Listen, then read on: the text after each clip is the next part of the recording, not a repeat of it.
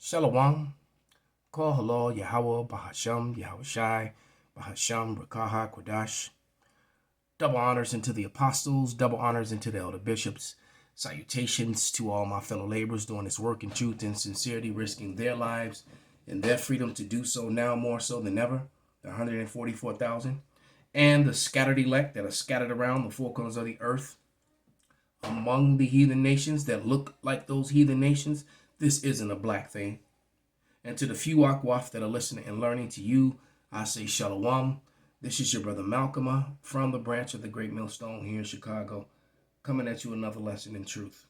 All right, and this is a response to a couple comments that was on the comment board of the video I did yesterday called A Brief History of the Irish Jacobites, 1685 to 1691, and the expulsion of the Hebrew Israelites of the Negroid type that were removed from Ireland, Scotland, and Britain by Oliver Cromwell in the 1600s, and most of them were sent to you to go watch the video. All that information is in there, all the receipts and the proof and the evidence of everything that I said. But I want to respond to this Tahar Quatseti 9261, and there was a conversation that he had with Cousin Goober, which seems to have just disappeared. I read it twice. I read it on my phone, and I read it when I first pulled this up, and now it's just gone. So yeah, this Cousin Goober, who put up some information, came with a legitimate argument and with some legitimate information, and I looked into it, and of course I'm going to correct him where he was wrong, and then it's possible that he was right on one thing, but the sources against what he said was more than the sources before, because I checked 5 sources on this information. I'll read this comment, and one source agreed with what he said, but the other 4 agreed with what I said, and it still doesn't change the fact. And I'll read it to get understanding. If you're lost, I don't want you to be lost, but I'll read it. But just to prove the fact that it still doesn't take away the fact that Europe, that Asia and Europe is one landmass. I even found a source on that saying that it's one landmass. And when you look at the map of, let's see if we can. Let me turn some light on from above instead of directly on this lot. All right, when you look at this map of Asia, and I love this map, they colored Asia a different color, but there's no physical separation. So from Spain all the way across, straight across to Korea, to the far east portion of Asia, to the most western portion of Asia, is all connected as one giant landmass. So there's only really 6 continents, not 7. Europe is not a continent. All right, that was all, and I said that was taught to back up the false science that deals with white superiority. All right, that's exactly what it was about. This whole from the Caucasus, and because you were from this part of the equator and that part of the equator in different colors. All right, that's all a lie, and it still doesn't change the fact that Eurasia is one landmass, and I'm going to read a source to prove that. But before that, let's get to this portion. He said Cromwell pacified Ireland in 1649 to 1650. He died in 1658, and that's not what I'm reading right out the book.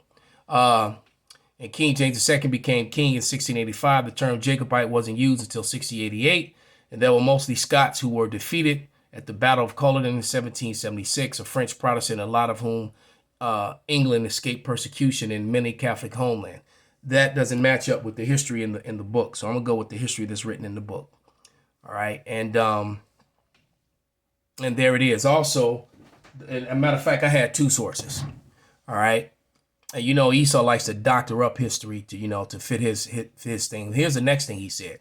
It says the first recorded use of Europe as a geographic term, and this goes to show you that Esau is watching us and watching me especially. All right, the term is Homeric hymn of Delian Apollo in reference to western shore of the Aegean Sea as a name of the known world. It is first used in the 6th century BC. So it's in the 6th century. All right. And that's a Greek word. I'm not even hectateus. I'm not even trying to read it. Place the boundary between. So they decided, like I said, they painted like they made the map different. Just because you painted a different color doesn't make it a different continent. Asia and Europe. Let's turn it off. All right. It says along the Pisius River and modern Rhone River on the territory of Georgia in the Caucasus.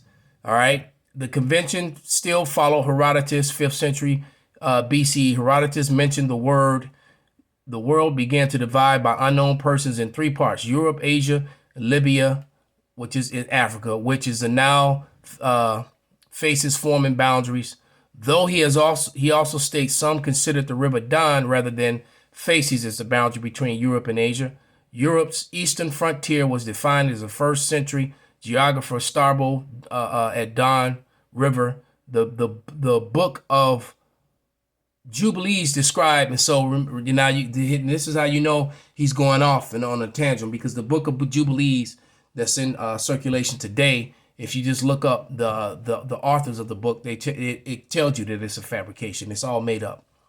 So that's not a reliable source. But let's go to this. Let me see. Where did it go? And this is from Britannica. My source is from Britannica. I went to DuckDuckGo, and it says, and here it is. All right, I'm going to read from this. All right, where does the name Europe come from? All right, and this is from Britannica source. All right, and it says, I'm going to try to read it through the camera. All right, Europe existed in conceptual construct long before geographers began arguing that there were 7 continents or 6. Latter model considers Europe and Asia to be a single continent, and they are. The physicality, that's like saying that your head is not on your body. That is 2 different. All right, it just is what it is. The ancient Greeks divided the world into 3 major units. All right, Europe, Asia, and Libya. The last, which referred to the known northern portion of Africa. There were divisions of Ptolemy used when laid out his map of the world to guide. And so remember, here talking about from the time of the Ptolemy, from the time of who? The time of Esau, Edom. But he just told you right there that they told you right here in Britannica that it's Europe and Asia is one continent. And I'm physically looking at it. All right. This is a map of Asia. All right. There's Spain. Let me just move this thing. There's Spain. All right. Straight line across. Straight line across. There is no line. There is no separation. All right. Only separation is they painted the colors different. But it's straight across. I don't know why it wants to do that. Not.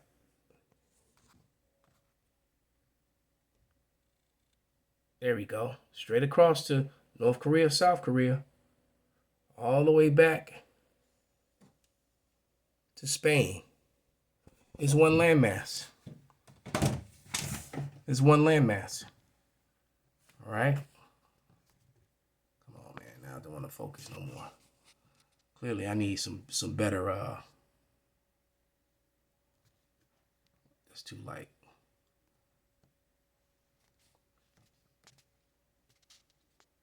Well, let's try this. Just trying to get it to focus again.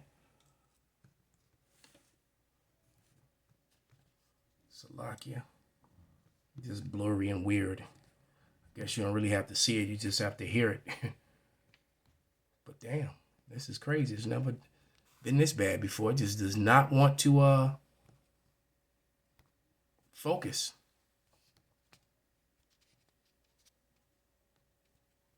Trying to get it to focus again. Son of a bitch. That's just Satan, man. All right. So, and now, yeah, because now, I want to read the other comment about that he said, which is no longer there. I don't know. It's crazy because he said something about, maybe he took it down himself. Maybe that's why it's not there. If you delete your comment, all the whole chain disappears. And he said something about Neanderthal DNA, and Tahar set him straight on the whole DNA thing, that there was no DNA in the so-called Native Americans. And because you can go to the video and see these for yourself. So I'm just going to read them anyway. Because, yeah, all of a sudden, this thing just doesn't want to focus, man. I'm trying to make it focus. Trying. And it just does not want to do it. But it says, Tahar's first comment says, Tahar Quatseti, 9261. His at Tahar Quatseti, 9261. Most of my grandfathers were French Huguenots. What you said about the Huguenots is spot on. They married into wealth once they arrived in the Caribbean. My grandmothers were landowners. Yep. The Huguenots left Europe as oppressed and arrived in Americas as the oppressor. Exactly. That's exactly what up, and that's true, because that's where you get 12 years a slave. Those a lot of those Jakes some of them even owned their own plantations and slaves. All right, in the north, and which is sad.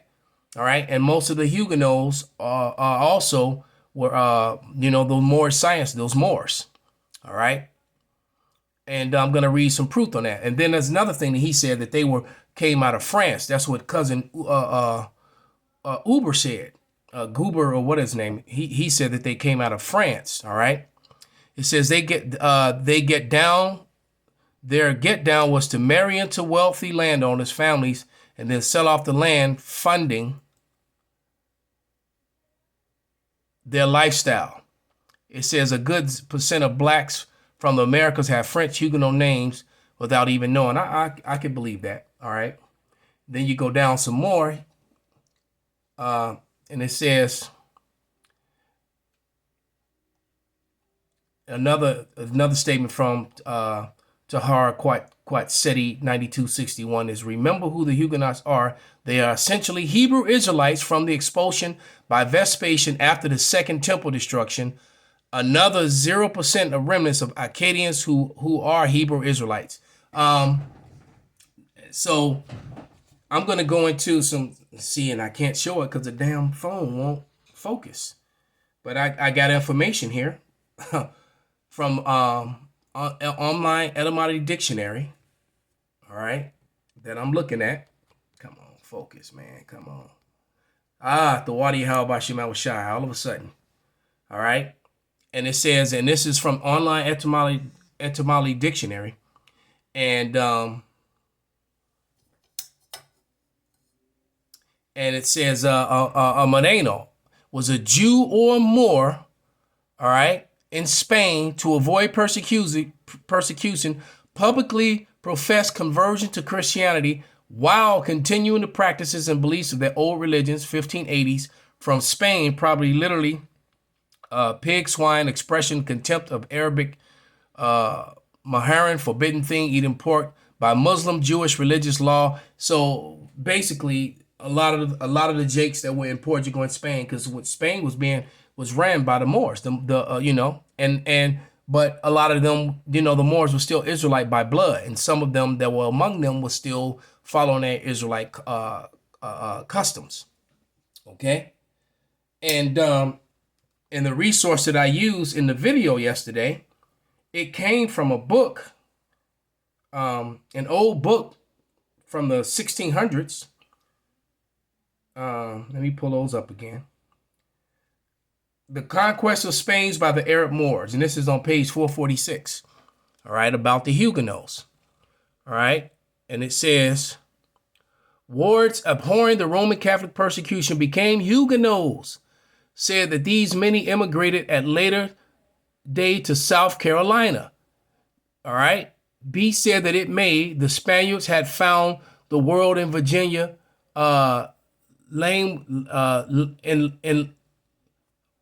land in which introduced Spanish errors, especially Spanish bigotry, the great tide rushed from the Protestant Europe to occupy.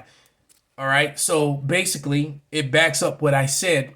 All right, let's go back to the video because when Portugal and Spain fell, the Israelites went all over Europe, not just to France, So it wasn't just French Huguenots. All right, so this information that he came out with is just basically when he meaning at cousin Goober. All right, this is at cousin Goober's statements. The information he came out with was basically that after the fact control the narrative, and that's what Esau Edom tries to do. They always try to control the narrative. And like I said, and then when I looked up, I also went to DuckDuckGo and not to Google, and I found 5 resources, and one of the resources supported 6th century. All right, that Europe was first used. It was along the same lines that he said, but the other 4 said the 16th century, which matches up with what I said, that the word Europe wasn't starting to be written into literature until the Renaissance. And during the Renaissance was the time of the building of white superiority, of Caucasian. All right, they didn't start calling themselves white until 1681. But what you would call modern day white superiority goes back to the Renaissance time, and all the people that came along after and added to it to build it up. All right, and so what I said stands unchanged. It still doesn't take away the fact that they call it Eurasia because it's one landmass. So in actuality, there really is only 6 continents, not 7. Europe is not a continent by itself. That's and they even tell you in their breakdown of it here that when you read it, that they divided up Asia and started calling this portion Europe. All right, and that fits the scripture of what Esau Edom does. Let's read all right. This was a straight up historical debate and correction, but right here, Esau is known for moving and changing landmass, and lands, and then naming them after himself. The Bible warned you of that. All right. And this guy went to the book of Jubilees. All right. But this is Psalms 49 and 11, and it reads that inward thought is that their houses shall continue forever, and that their dwelling places to all generations. They call their lands after their own names. All right, so it's the MO of at cousin Goober. That's the MO of Esau Edom, as they go into lands and they come in with their first they come in with their missionaries. All right, and then they come in with their military and disease. All right, and that's what they do. Then they take over. There was a book that came out many years ago, and I still haven't got a copy of that book. And I think it was called Guns, Disease, and Steel, I believe. And it's all about, Esau Edom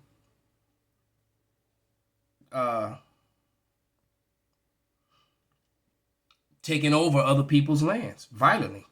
All right.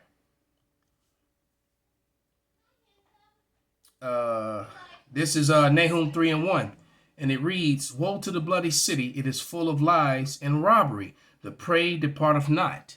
All right, so the prey, we being the prey, the natives to the Americas, and our brothers, the so-called Negroes, were the prey of Esau Edom on his bloody campaigns to take these lands, to colonize and take these lands and rewrite history and rewrite and reshape boundaries. All right, that's what these people do. Okay, let's go to another one. All right. What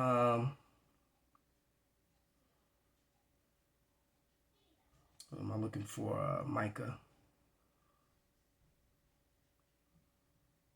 Yeah, this is Micah 2 and 2. Well, I started verse 1, but the point is in 2. And it reads, "Woe to them that advise iniquity and work evil upon their beds, When the morning is light, they practice it because it is in the power of their hand. They covet fields and take them by violence, and houses and take them away, so that they oppress a man and his house, even a man and his heritage. All right? And this is what they do. Therefore, thus saith Yahweh, behold, against this family do I devise an evil, for which ye shall not remove your necks, neither shall ye go haughtily, for the time is evil. Because he made a statement about this. We're something to this point that we're all mixed, and we're not. There's no such thing as mixed. Right? You are whatever your father is. Point blank, period, end of statement. There is no argument. All right? There is no argument. Whatever the seed line you come from, therein is what you are. Here's an image that I keep in my phone of Dwayne Johnson and his father, Rocky Johnson. A lot of people think of him and call him Samoan. He got the Samoan tattoos all over him, but he's a so-called Negro. All right? All right, like father, like son. Okay? Everything he is and everything that he's done, he has his father to thank for, whether he admits that or not. All right? It was his father who was a wrestler and got him into the business. All right? Though his uncle was also a very good, one of my favorite wrestlers. His uncle, what's his name? Jimmy Superfly Snuka was I think that's The Rock's mother's brother. So, he was born to do what he does, but that doesn't take away the fact that Rocky Johnson is the father of Dwayne The Rock Johnson. So there's no such thing as mixed. All right? You are whatever your father is. And the Lord is coming to reclaim his people who are scattered. All right? And he's going to give them fame in the places. Matter of fact, let's get that. All right, let's get that in Zephaniah.